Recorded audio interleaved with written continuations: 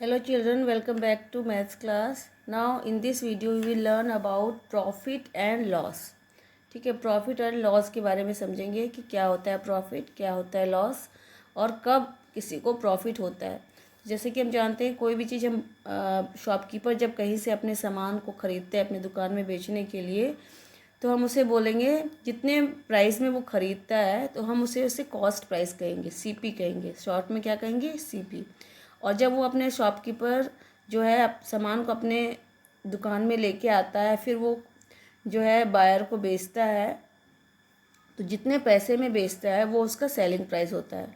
मान लो किसी ने एक पेंसिल ख़रीदा, मतलब जहाँ होलसेलर है वहाँ से बहुत सारे पेंसिल्स ख़रीदे 50 रुपये में, ठीक है, और उसने फिर उसी पेंसिल को बेच दिया 100 रुपीज़ में। तो कॉस्ट प्राइस कितना हो गया, 50 रुपीज़, क्योंकि उसने 50 रुपीज़ में ख़रीदा था होलसेलर से। अब उसे बेचना भी था तो उसने बेच दिया उसे 100 में, तो सेलिंग प्राइस कितना है, वो 100 है। तो इस तरह से हम कॉस्ट प्राइस और सेलिंग प्राइस लिखते हैं सीपी एंड एसपी के द्वारा। अब किसी को प्रॉफिट कब होता है, जब वो ज़्यादा रेट में बेचता है तो उससे प्रॉफिट होगा ना। अभी 50 में ख़रीदा, 100 में बेचा, तो डेट मीन्स उसका जो है प्रॉफिट कब होगा, जब सेलिंग प्राइस ज़्यादा होगा। तो जब भी प्रॉफिट होता है तो सेलिंग प्राइस ज़्यादा होना चाहिए। तो हम लिखेंगे profit equal to selling price minus cost price. तो कितना प्रॉफिट होता है, यदि 100 में बेचा तो 100 माइनस 50 करेंगे तो 50 रुपीज़ का प्रॉफिट हो गया। तो हम इस तरह से कहेंगे कि profit equal to selling price minus cost price. Profit कब होता है, जब सेलिंग प्राइस ज़्यादा होता है, मतलब जितने में शॉपकीपर ने बायर को बेचा है तो वो ज़्यादा होगा, तभी उसको प्रॉफिट होगा। ठीक है, तो इसी में से हम, यदि हमको सेलिंग प्राइस पूछा जाए, यदि हमें किसी क्वेश्चन में मतलब प्रॉफिट दिया हो, कॉस्ट प्राइस दिया हो और सेलिंग प्राइस नहीं दिया हो, तो हम इसी क्वेश्चन से सब कुछ निकाल सकते हैं। जैसे सेलिंग प्राइस निकालना हो तो हम इस कॉस्ट प्राइस को इधर लेके जाएंगे, तो प्रॉफिट प्लस कॉस्ट प्राइस करेंगे, क्योंकि माइनस है इधर मूव होगा तो वो क्या हो जाएगा, प्लस प्रॉफिट, तो सेलिंग प्राइस निकल जाएगा। यदि हमें किसी क्वेश्चन में क्या दिया हुआ है, सेलिंग प्राइस दिया हुआ है, प्रॉफिट दिया हुआ है और हमें कॉस्ट प्राइस निकालना है, तो हम क्या करेंगे, कॉस्ट प्राइस माइनस है ना, तो उसको इधर लेके जाएंगे प्लस हो जाएगा, तो प्रॉफिट इधर लेके जाएंगे माइनस हो जाएगा। तो मतलब cost price equal to selling price minus profit. मतलब इस एक फॉर्मूले से हम कॉस्ट प्राइस भी निकाल सकते हैं, सेलिंग प्राइस भी निकाल सकते हैं और प्रॉफिट भी निकाल सकते हैं। तो इस फॉर्मूला को अच्छे से ध्यान से याद रखना है। सिमिलरली यदि किसी ने ख़रीदा, जो है ज़्यादा में ख़रीदा और कम में बेचा, तो वो उस वक्त उसे लॉस हो जाता है ना। मतलब यदि कॉस्ट प्राइस ज़्यादा होगा और सेलिंग प्राइस कम होगा, है ना, तो उसे लॉस हो जाता है। तब हमें कैसे सेलिंग प्राइस और कॉस्ट प्राइस निकालना है, सिमिलरली इसी में हम करेंगे, कॉस्ट प्राइस यहाँ छोड़ के सेलिंग प्राइस को इधर कर देंगे, तो हमारा जो है loss plus selling price equal to cost price, है ना। इसी फॉर्मूले से हम फिर सेलिंग प्राइस का फॉर्मूला निकालना है, तो सेलिंग प्राइस को इधर लेके जाएंगे क्योंकि माइनस में है तो प्लस हो जाएगा, तो selling price equal to cost price, यहाँ लेके जाएंगे लॉस को तो माइनस लॉस हो जाएगा।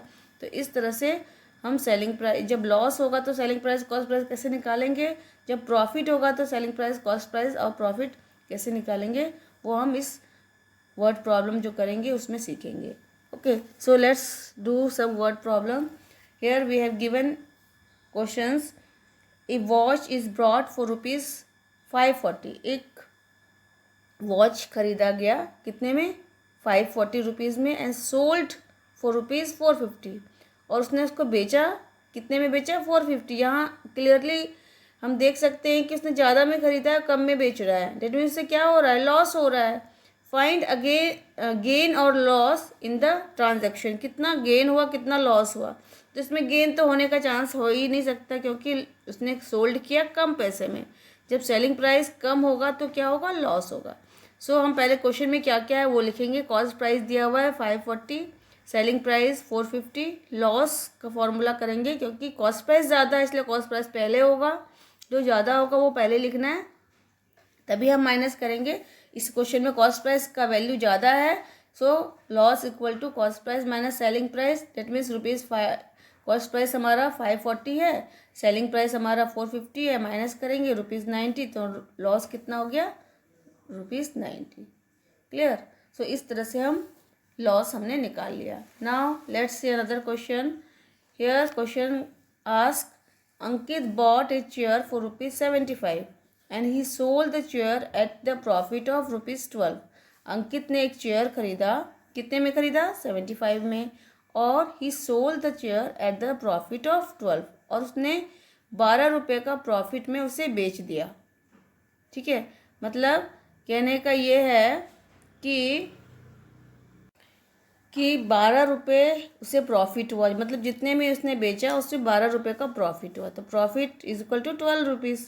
Find the selling price of the chair. अब हमें चेयर का सेलिंग प्राइस सिर्फ निकालना है। प्रॉफिट दिया हुआ है कि उसने जितने में भी बेचा उसमें उसे 12 रुपये का फ़ायदा हुआ, तो सेलिंग प्राइस कितना होगा? तो यहाँ पर क्या होगा?